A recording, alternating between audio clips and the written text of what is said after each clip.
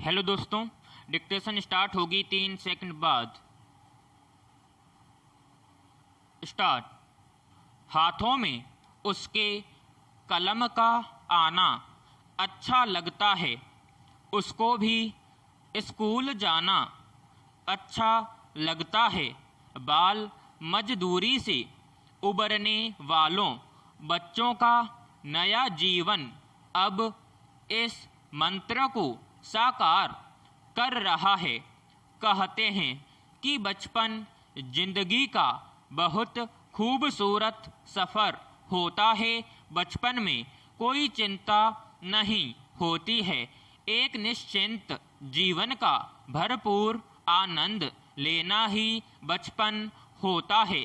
लेकिन कुछ बच्चों के बचपन में लाचारी और गरीबी की नज़र लग जाती है, जिस कारण से उन्हें बाल श्रम जैसी समस्या का सामना करना पड़ता है।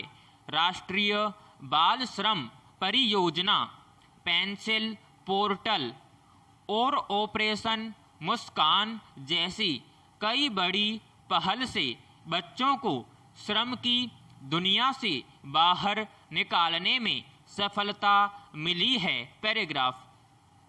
इतिहास गवाह है कि दुनिया के प्रत्येक समाज में बाल श्रमिक रहे हैं। यह अलग बात है कि इनकी संख्या कहीं अधिक है तो कहीं कम है। आधुनिक औद्योगिकरण के साथ ही बाल श्रमिकों की समस्या और भी गंभीर होती गई। भारत के इतिहास में बच्चों का गुलामों के रूप में पाया जाना शास्त्रों और किताबों में मिलता है।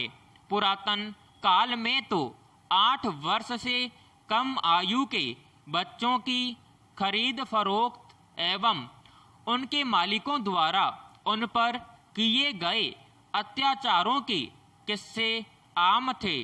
इंग्लैंड में 1601 के निर्धन कानून द्वारा यह आदेश दिया गया था कि भिखमंगे बालकों को किसी भी व्यवसाय में प्रशिक्षुओं के रूप में लगा देना चाहिए।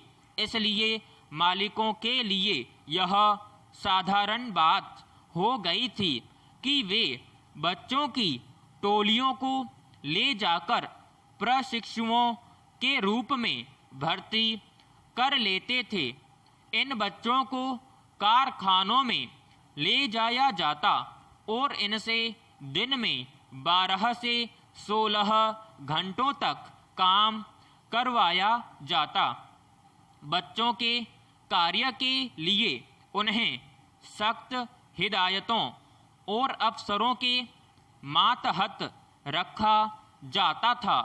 ज़्यादा से ज़्यादा काम कराने के लिए बच्चों को कोड़े लगाए जाते थे, बेड़ियां बांधी जाती थी, सताया जाता था और उनका हर प्रकार से दमन होता था। उन दिनों उनकी अवस्था अमेरिका में दास प्रथा वाले राज्यों से भी अधिक खराब थी। पैराग्राफ।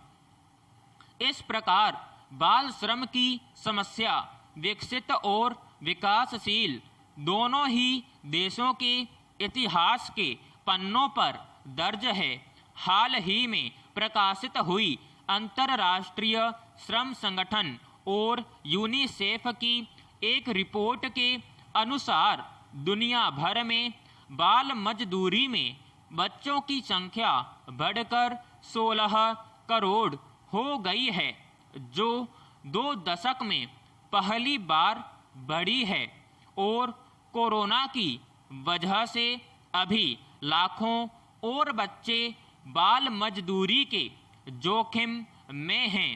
बाल श्रम आज पूरी दुनिया के सामने एक बड़ी समस्या और अपराध है, जिसे जड़ से उखाड़ फेंकना बेहद जरूरी है।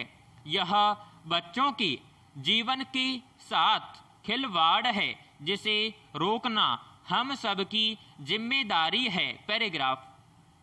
पेट्रोलियम पदार्थों की कीमतें आसमान छू रही हैं। देश 1.5 वर्ष से कोरोना महामारी का सामना कर रहा है। कई महीनों तक देश की आय में मेरुदंड कही जाने वाली रेल सेवाएं, बस और हवाई सेवाएं बंद रही। कृषि भूमि में लोग काम नहीं कर पा रहे। अनाज सब्जियां महंगी होने का कारण उत्पादन की कमी खल रही है। केंद्र सरकार भी चिंतित है।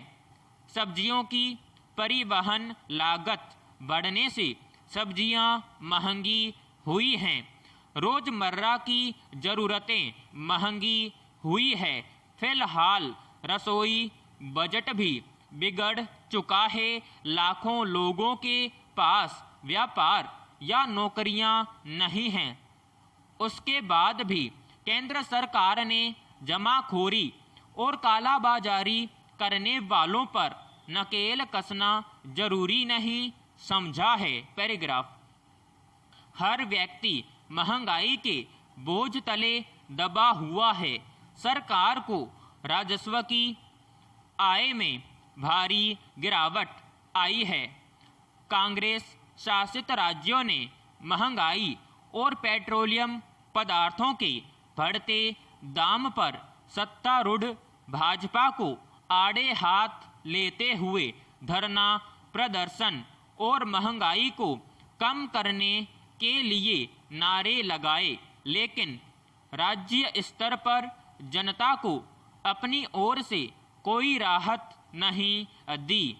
बढ़ते कोरोना संक्रमण की मार और पूरा देश पूर्णबंदी के बीच है।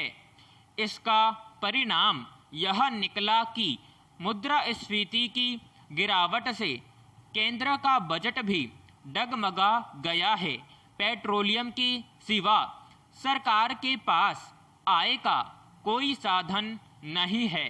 केंद्र ने स्पष्ट कर दिया है कि पेट्रोल, डीजल और गैस जैसी मूलभूत सुविधा के दाम घटा नहीं सकती है।